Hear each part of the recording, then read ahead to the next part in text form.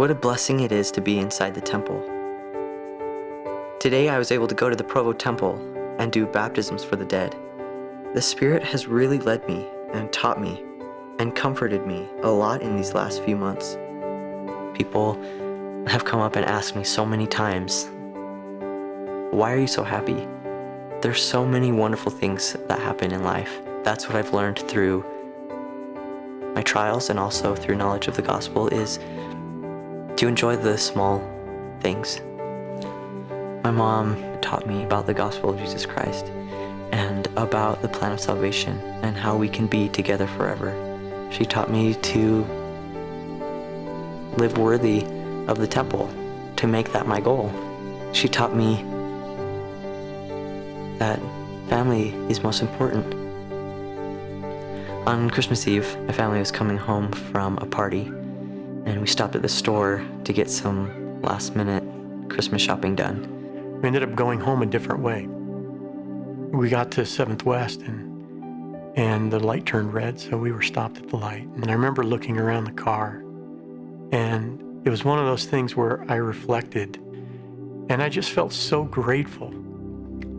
You know, I looked around at all my children, and you could see they'd all nodded off, and I thought of how they were thinking about Christmas and dreaming of, you know, what would be happening the next day or so. I remember feeling really confused and lost and scared. Didn't know what had happened. I wondered where my family was. He sat down and he told me what had happened. I had no idea. He said, we've been in a really bad accident. And I said, what about Mom?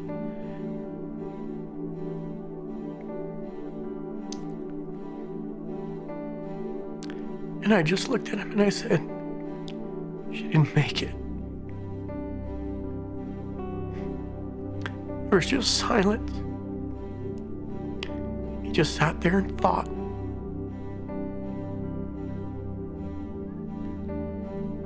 And I said, what about Ian and Julie?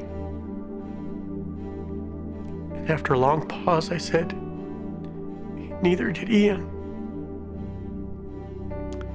And neither did Julie. And he smiled. One tear ran down his cheek. And he said, it's okay, Dad. We're still a family. And that's the way Caleb was. From then till today, he understood what it was all about. The Spirit that was there with me in that hospital room was incredible.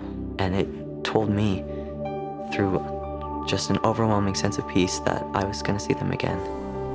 It's not just about the here and now. It's about eternity. And a knowledge of the plan of salvation has really taught me a lot of things. I've been able to grow closer to the Savior. He can stretch our hearts and give us a greater capacity to love. The key to anything is to keep an eternal perspective. That's how I'm getting through life now and how I'll get through it in the future. What does it mean to have eternal perspective? It means to remember there are more important things than just the here and now. It means to remember that life continues after death, that the way you act and respond to things in your everyday life have eternal consequences. It also means to have your eye single to the glory of God, so you can see the big picture, to see why you had to experience that certain trial, to see that all things will always be for your good, something you can learn from and be strengthened by.